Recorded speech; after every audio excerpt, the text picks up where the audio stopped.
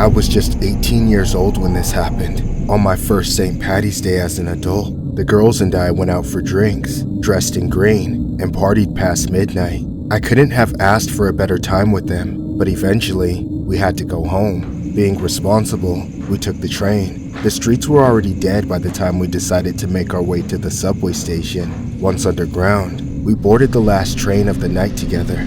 We were still lit as we got moving. Each of us lived within walking distance of that same line, but at different stops along the way. Some of us got off in small groups or in pairs, while others left alone, promising to text the group chat as soon as they made it home. One by one, our group dwindled. The train grew quieter, emptier. I was one of the last girls off.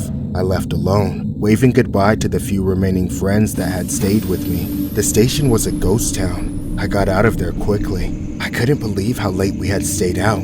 Every intersection I passed was cornered by more empty streets and lifeless sidewalks. And just as I was getting comfortable with the feeling of being so alone, I was not. Close to my apartment, the street was now completely empty except for a single car parked on the curb. The lights were off, but as I got near it, I could hear music coming from inside. It wasn't upbeat music though. It sounded old and out of key. The car was even parked the wrong way, facing me on the same side of the street I was on.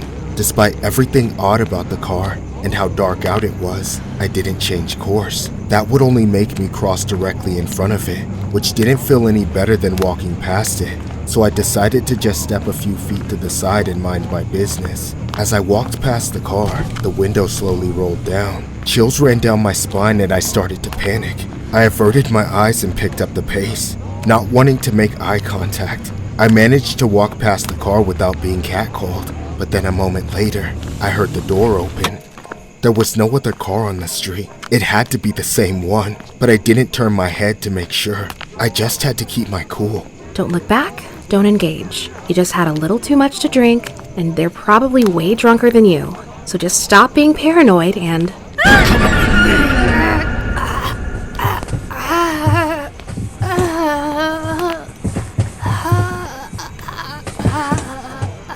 If I had looked back, I would have seen how close he got and how soon he closed the gap.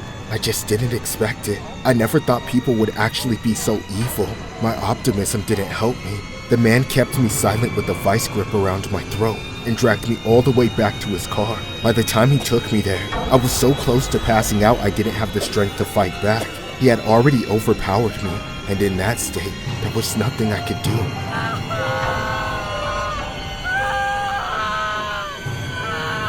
Relax! Your Uber's here! Let me go! Just get in there! Let me out of here! I'm being abducted! Shut up! The louder you get, the worse shit I'm gonna do to you! I don't care! Let me out! You're already gonna beg for mercy, bitch! Would you rather beg for death? You're a piece of shit! I hope you crash! I'll make you wish you never stepped foot outside on St. Patty's Day! I was in full-blown panic mode. I couldn't think. I just acted on every impulse. Even though the door hadn't opened the last 20 times I tried, I kept pulling the handle as hard as I could. Suddenly, it gave way. The door opened, and I tumbled out without even trying. I rolled across the asphalt over and over, finally skidding to a stop in the middle of the road. My injuries and the pain that came with them should have knocked the wind out of me, made me sit there in agony. But adrenaline is a hell of a thing. I got up without skipping a beat, then started sprinting in the opposite direction. I ran and ran until I plowed into a random man walking the street. He was drunk and confused, probably almost as scared as I was, but he called the police and ushered me to a 24/7 store where I could be safe. Soon, the authorities came, took me to the hospital to get treated, and wrote down my statement. I gave them every detail I could remember. The man's age, his hair, his glasses, his car, but sadly, it wasn't enough. When he kept going after I fell out of his car, that was the last I ever heard or saw of him. He was never found, ever since then. St. Patty's Day triggers this traumatic memory, and at the first thought of going out, my brain forces me to relive this story, the story of how I was almost kidnapped. An 18-year-old woman escaped a would-be kidnapper during St. Patrick's Day weekend festivities on the near north side. The woman was walking on a sidewalk Saturday when a man left a vehicle and grabbed her by her arm shortly after noon. The man placed her in the vehicle, and as the vehicle began to move, the woman opened the door and ran off. The woman ran several blocks north to a Walgreens, where someone called an ambulance. Paramedics took her to St. Joseph Hospital, where she was treated for a panic attack. Police said the woman reported no injuries. The suspect fled in a black four-door Ford. He was about 30 years old and wore reading glasses. Since then, no arrests have been made.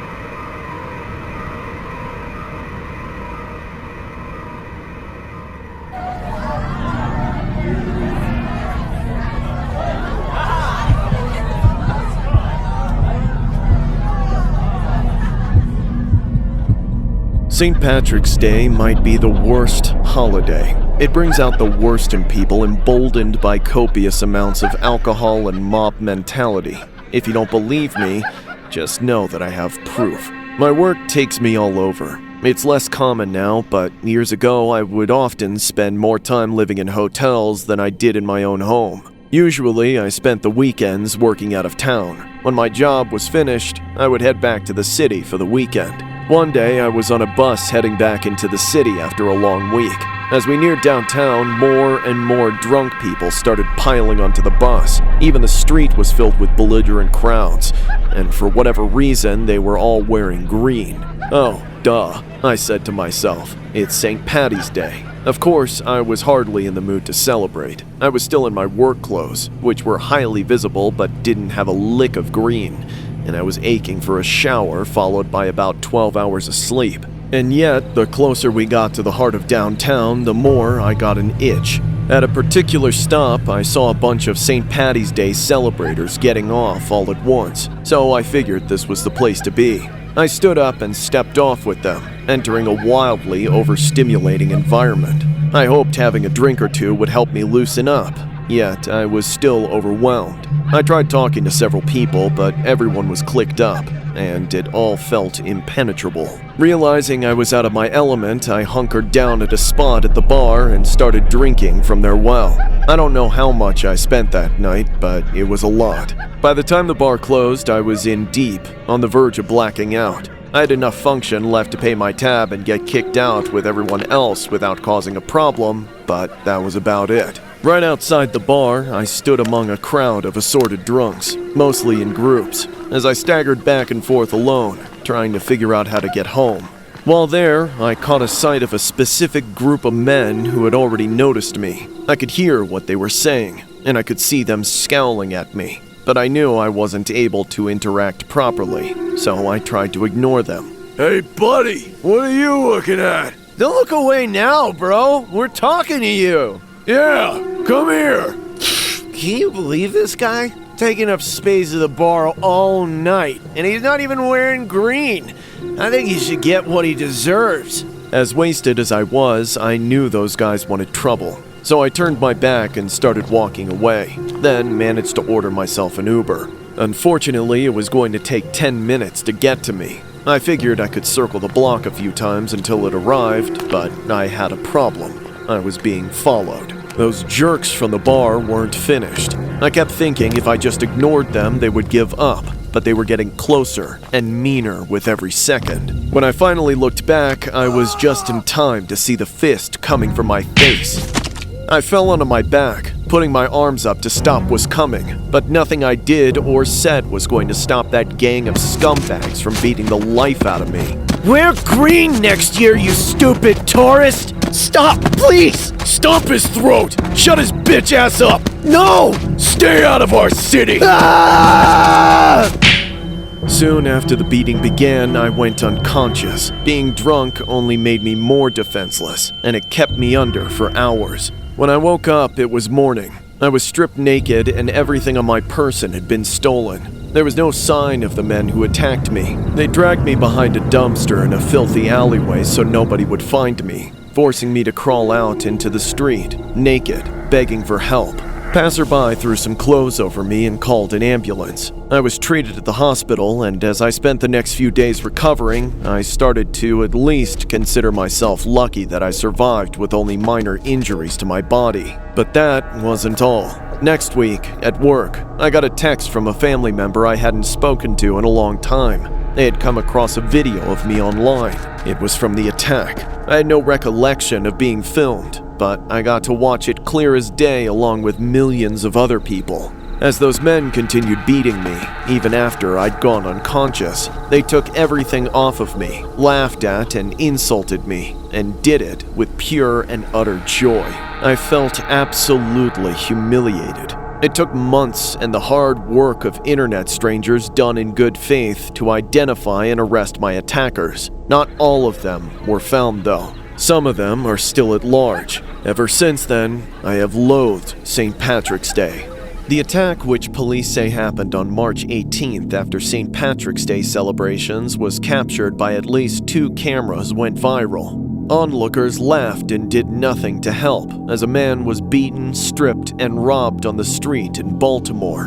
Police say they have identified one suspect, but have made no arrests. They are not releasing the victim's identity, except to say he was a 31-year-old man from Arlington, Virginia. The victim was on the way to his hotel from a downtown Baltimore club when he was attacked. The man had been drinking. He told police he couldn't recall exactly what happened, but the videos fill in the blanks. In them, a man is seen standing, unsteadily, against a row of mailboxes. A crowd starts to gather and women dance suggestively against him. Someone notices his watch and a hand seems to grab something from one of the man's front pockets. He pursues the supposed thief and is punched in the face. The man falls over backward and his head hits the sidewalk so hard it can be heard on the video. Smack down, someone yells. His pockets are rifled and his clothes pulled off. Some people can be heard laughing, but no one comes to his aid.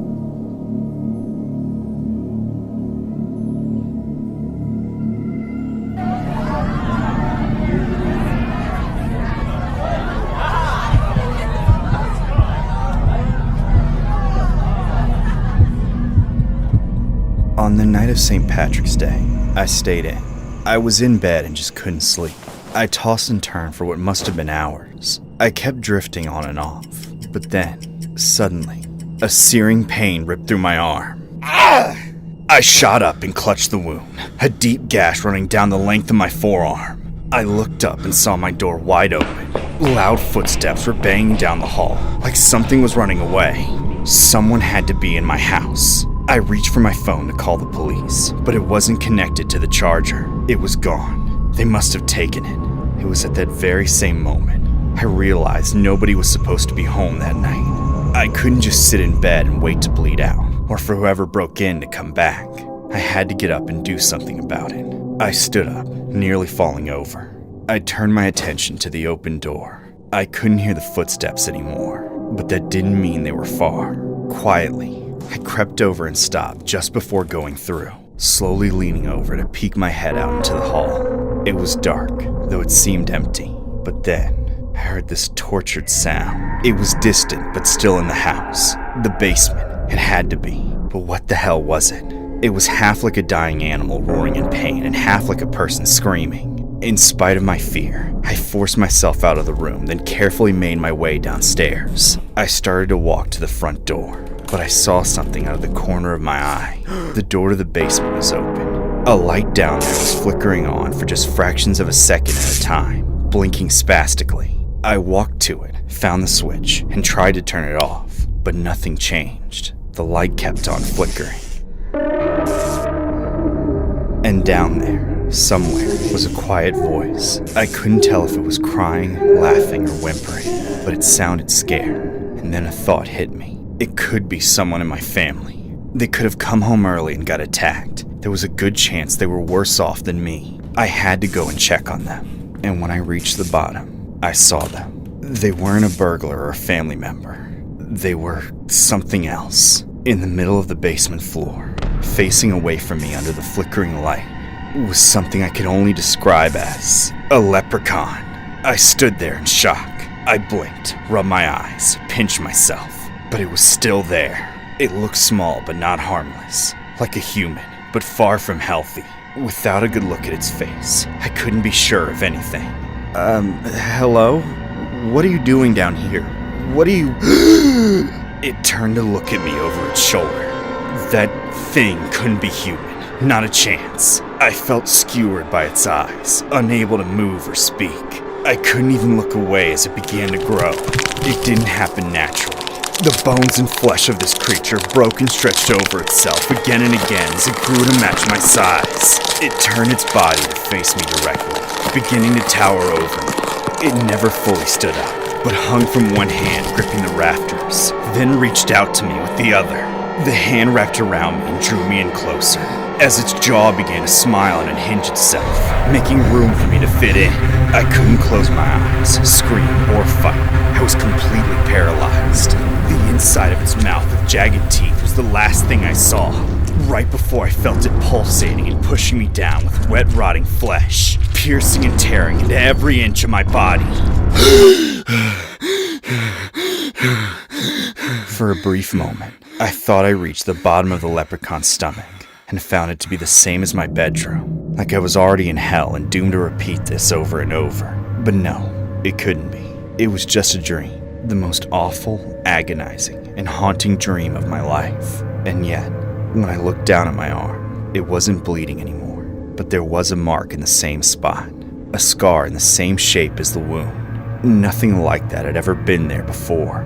The dream wasn't entirely unreal. Some of it had to have come with me into the real world. I didn't know what to make of it. I spoke to my neighbors about it later, expecting them to call me crazy or overdramatic, but their reaction was quite the opposite. Everyone I talked to claimed to have seen a leprechaun in the area. Some claimed it was as whimsical and harmless as you could imagine, but others shared a story similar to mine, and many encounters in between blurred the lines of what this thing could be. I don't know if it's good or evil, but I know I'm not crazy, and I know that wasn't a dream. Every St. Patrick's Day, that night is all I can think about. This story was inspired by a viral internet leprechaun phenomenon that we wanted to do a nightmare fuel on for this year's St. Patrick's Day. It was based on the Crichton leprechaun, which was a supposed leprechaun reported to have been spotted in a tree in Crichton, a neighborhood of Mobile, Alabama. The incident took place in 2006, where news media outlets were alerted to large crowds gathering in Crichton. Later that day, someone drew a sketch of what many witnesses said the leprechaun looked like. The sketch was later auctioned off on eBay, and the proceeds were donated to charity.